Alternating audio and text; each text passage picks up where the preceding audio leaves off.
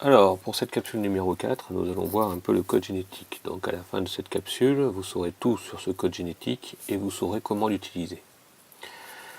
Alors, si on replace un petit peu les choses dans leur contexte, je vous rappelle que l'ADN est dépositaire de l'information génétique et que pour passer de l'ADN à la protéine, nous l'avons vu dans la capsule numéro 3, il faut passer par une transcription en ARN prémessager qui sera maturé. On a parlé d'épissage en ARN messager mature, et cet ARN messager mature sera traduit donc en protéines. Et en fait, le contexte, c'est la traduction. Comment est-il possible de passer d'un code A à 4 lettres en un code à 20 acides aminés? Eh bien, c'est la traduction. Alors, je vous rappelle que l'ADN ici donc, est représenté par une double hélice, que c'est une succession de désoxyribonucléotides, donc composé de bases A, T, C et G, que le gène est transcrit, il y a une transcription en ARN messager qui est un ribonucléotide, donc une succession de ribonucléotides, et que ces ribonucléotides sont formés des bases A, U, C et G. Et qu'il s'agit ensuite de réaliser la traduction en protéines, qui est un polymère d'acides aminés, et qu'il existe 20 acides aminés différents. Alors, le jeu consiste à passer d'un code à 4 lettres, A, U, C et G, en un code à 20 acides aminés. Et ça, c'est possible grâce au code génétique. Alors, avant de voir un petit peu le code génétique, il faut parler d'une notion supplémentaire qu'on appelle le codon. Alors, qu'est-ce que c'est que le codon? Si l'on prend ici une séquence donc de 5' vers 3' d'ARN messager, totalement arbitraire, c'est un choix que j'ai fait, UCU à GU. Eh bien, la première chose qu'il faut savoir, c'est que ça s'organise en codons.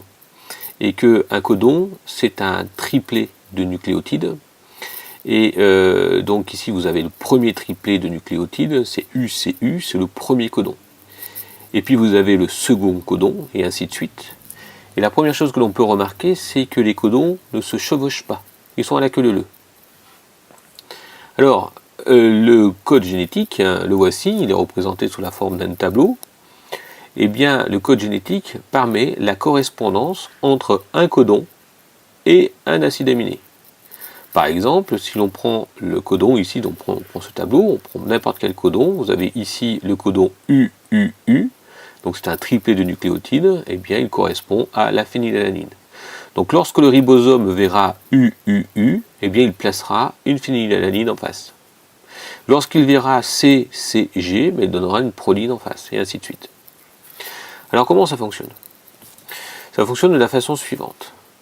Vous allez prendre le codon, et puis vous allez considérer les nucléotides les uns après les autres. Sachant qu'ici vous avez la première lettre du codon, donc qui peut être U, C, A ou G. Puis ici vous avez la deuxième lettre du codon, puis ici vous avez la troisième lettre du codon. Donc application, si on prend le U par exemple, il correspond donc à la première ligne, donc on a le choix entre tous ces codons-là. Et puis ensuite, il faut choisir la deuxième lettre. La deuxième lettre, donc, c'est la colonne. Donc, vous voyez qu'on restreint le nombre d'acides aminés, ou plutôt de codons, à 4. Et puis, on choisit ainsi le troisième nucléotide, et on choisit la ligne. Et vous avez compris, à l'intersection de tout cela, eh bien, je vais déterminer mon candidat, c'est-à-dire que à U, C et U, je le retrouve ici, eh bien, vous avez la sérine.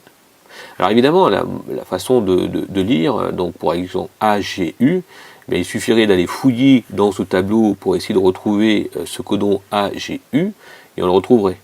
Mais enfin bon, il y a une procédure pour la lecture qui permet d'aller plus vite. Donc par exemple A, je prends ici A, G, je prends ici G, donc à l'intersection, je me retrouvais avec 4 codons possibles.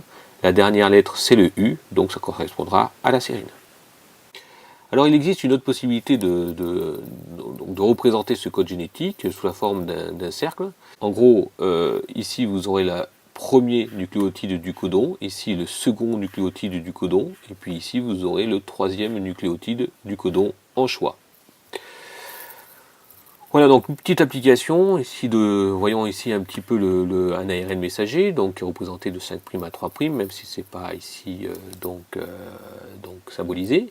Donc c'est le ribosome qui va faire la correspondance, c'est lui, c'est son travail, donc il va prendre donc dans un panel d'acides aminés qui sont libres, il va prendre le premier donc codon, donc ici qui est à AUG, et il va aller chercher dans le code génétique, donc en choisissant la première ligne, la première colonne ici, puis ici la quatrième ligne, et on voit la correspondance méthionine.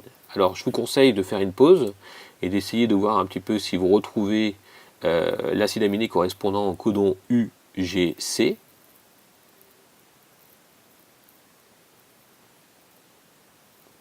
Alors voilà, donc vous avez dû donc procéder de la façon suivante.